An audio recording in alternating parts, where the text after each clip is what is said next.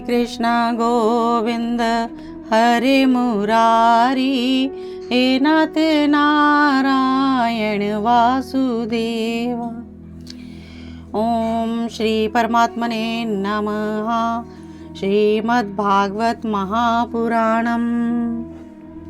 सच्चिदानंदरूपाय विश्वोत्पत्ति आदि हेतवा तापत्रय विनाशाय श्री कृष्णं वयं नमः। एकादश स्कंद अध्याय 25वां। तीनों गुणों के लक्षणों का वर्णन। भगवान श्री कृष्ण कहते हैं उद्धव से, प्रकृति के 3 गुण सात्विक, राजसिक और तामसिक हैं। इन गुणों का प्रत्येक व्यक्ति में अलग अलग रूप से आविर्भाव होता है। इसे आप ध्यान से सुनो। इन गुणों की वृत्तियां क्या हैं और ये अलग अलग मनुष्यों में किस प्रकार जन्म लेती हैं। शम यानी कि मन का संयम, दम यानी इंद्रियों का निग्रह, तितीक्षा यानी सहनशीलता, विवेक, तप, सत्याद्या, स्मृति, संतोष, त्याग, विषयों के प्रति अनिच्छा, श्रद्धा, लज्जा, आत्मरति यानी अपने आत्मा में ध्यानस्थ होना, दान, विनय और सरलता, ये सारे सतोगुण की वृत्तियां हैं।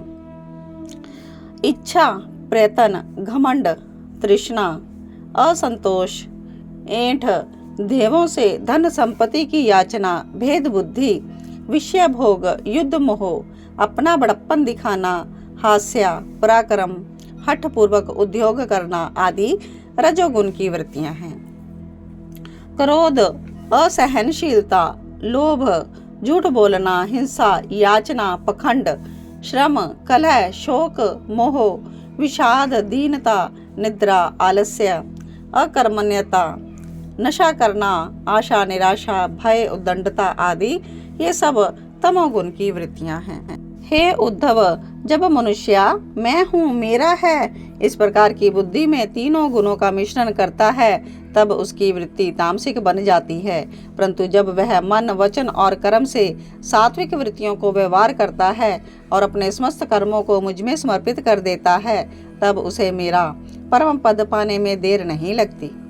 जब मनुष्य धर्म, अर्थ और काम में संलग्न रहता है, तब उसे सत्व गुणों से श्रद्धा, रजोगुण से रति और तमोगुण से धन की प्राप्ति होती है। जब मनुष्य सकाम कर्म, ग्रस्त आश्रम और अपने धर्म में संलग्न रहता है, उस समय उसकी प्रीति तीनों ही गुणों में रहती है। जो व्यक्ति मानसिक रूप से शांत लगे और जिसने अपनी इंद्रियों को वश में कर लिया, वह व्यक्ति सत्व गुणी है। जिस व्यक्ति के मन में कामनाओं का थोड़ा भी बहुत अंश विद्यमान है, वह व्यक्ति रजोगुणी है। जिस व्यक्ति में क्रोध, हिंसा, पापाचार की मात्रा है, उसे तमोगुणी समझना चाहिए। जब मनुष्य निष्काम भाव से नित्य कर्म करते हुए मेरी पूजा श्रद्धा पूर्वक करता है, तब वह सत्व गुणी है। सकाम भाव से अपने कर्मों के द्वारा मेरी पूजा करने वाला रजोगुणी है और अपने शत्रु की मृत्यु आदि के लिए मेरी आराधना करे, उसे तमोगुणी समझना चाहिए।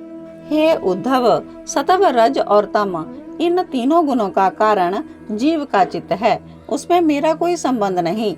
जीव इन्हीं गुणों के कारण भौतिक भवबंधनों में पड़ जाता है। सतोगुणी व्यक्ति जब शांत और शुद्ध मन से मेरा भजन करता है, तब उसे समस्त सिद्धियां स्वतः ही प्राप्त हो जाती हैं। जबकि आसक्ति के कारण रजोगुणी मुझसे दूर हो जाता है और जहाँ तमोगुणी का प्रश्न है, वो तो मेरे निकट भी नहीं आ पाता, उसका अधोपतन तो निश्चित होता है। हे उद्धव, मनुष्य के चित्त में जब सतोगुण बढ़ता है, तब उसे देवताओं का रजोगुण बढ़ने पर और असुरों का तमोगुण बढ़ने पर राक्षसों का बल प्राप्त होता है। सत्व गुण से जागृत अवस्था, रजोगुण से सपन अवस्था और तमोगुण से सुषुप्ति की अवस्था प्राप्त होती है। जिसकी मृत्यु सत्व गुणों की वृद्धि के साथ होती है, वो तो स्वर्ग की प्राप्ति प्राप्त करता है, और जिसकी मृत्यु रजोगुण की वृद्धि के समय होती है, उसे मनुष्य लोक मिलता है, और तमोगुणों की वृद्धि के समय मरने वाला मनुष्य नरक की प्राप्ति करता है। परंतु जो पुरुष त्रिगुणातीत हो गए हैं, उनकी जीवन मुक्त स्थिति में मेरी ही प्राप्ति होती है। हे उद्धव, जितने भी चराचर पदार्थ, स्थान, काल, ज्ञान, धर्म, श्रद्धा, फल, कर्ता, अवस्था आदि हैं, सभी त्रिगुणात्मक हैं। पुरुष और प्रकृति के अधीन जितने भी भाव हैं सभी गुण में हैं, चाहे वे अनुभव किए गए हों या सोचे विचारे तथा कल्पित हों। जीवों की जितनी भी योनियां हैं वे गुणों और कर्मों के अनुसार ही प्राप्त होती हैं। यह मनुष्य शरीर अत्यंत दुर्लभ है। इस शरीर में तत्व विज्ञान और उसमें निष्ठा रूप विज्ञान की प्राप्ति संभव है।